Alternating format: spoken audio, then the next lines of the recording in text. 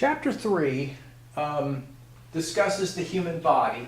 Now, even though this is not an anatomy and physiology course, it is essential in the nutrition class to understand the anatomy and physiology of one organ system in particular, and that is the digestive system. Now, while the notes cover a variety of things, it spends a majority of time on the digestive system. But first, why do we want to eat? Well, this is the section that discusses hunger and appetite. Read about the body's appetite.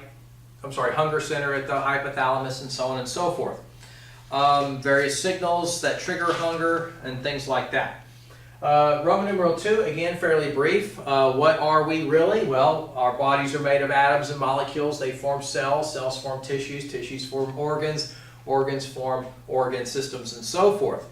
The information gets a little more detailed when we get to the digestive process. What happens to the food we eat? Now, the digestive system's purpose is to process food. And there are 4 stages in food processing: ingestion, digestion, absorption, and elimination. Now, digestion is breaking down food. We do this mechanically, physically that is, and we do this chemically. Chemical digestion involves the breaking of molecules using digestive enzymes. Now, the organs of the digestive system include the alimentary canal, also known as the gastrointestinal tract, GI tract. It's a tube that starts at the mouth, ends at the other end, and goes through a series of organs along the way. Mouth, esophagus, stomach, small intestine, large intestine, that's all part of a tract, okay? But the digestive system also includes accessory organs which are not part of this alimentary canal. They include the salivary glands, the liver, the gallbladder, and the pancreas. Now, the notes and the book start through the process and with the mouth and goes into the rest of it. Now, as we go from organ to organ to organ in the digestive system, you cross what's known as a sphincter muscle. A sphincter muscle is a ring of muscle that can close off a tube. So there's sphincters that border the stomach, there's sphincters that border the small intestine, and so forth. Now, it begins at the mouth. That's the site of ingestion.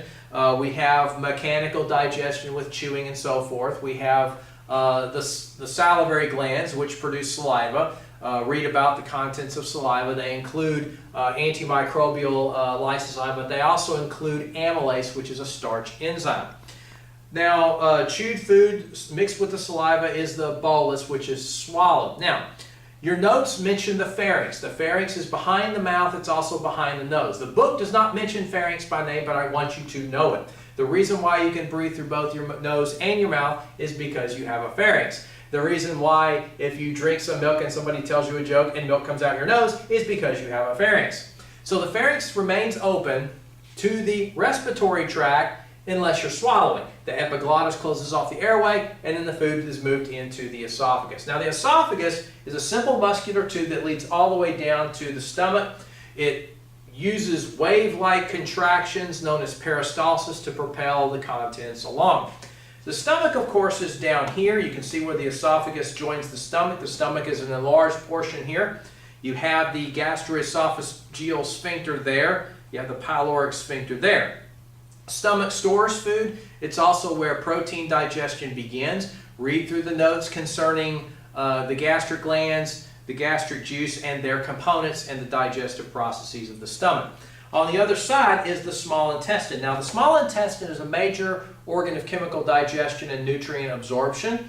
The first short section here is called the duodenum of the small intestine. That's where the accessory organs are associated. The pancreas would be here, the liver here, and the gallbladder here. Now, the liver produces bile, and bile emulsifies lipids. Now, to emulsify lipids involves taking big fat droplets and suspending them in water as itty-bitty fat droplets, okay, kind of like detergent does.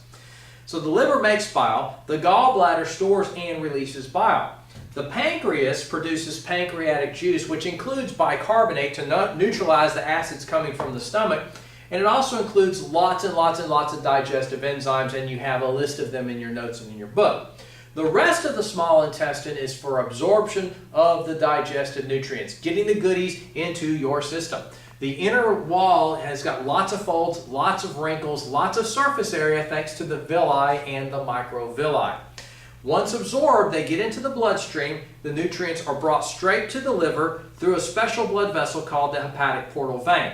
The liver will process what it needs to process, then it goes into the regular bloodstream for the rest of the body.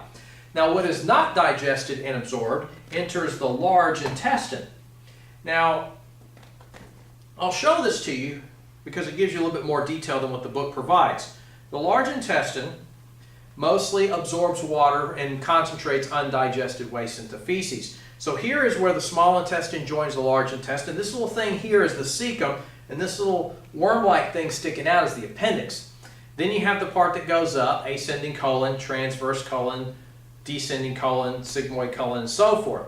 You also have bacteria in here, fecal coliform or coliform bacteria. E. coli is one of these. They metabolize some of the undigested waste, produces some intestinal gases, and produces some vitamin K and trace amounts of B vitamins. Now, not enough vitamin K to give you all you need, but enough to matter.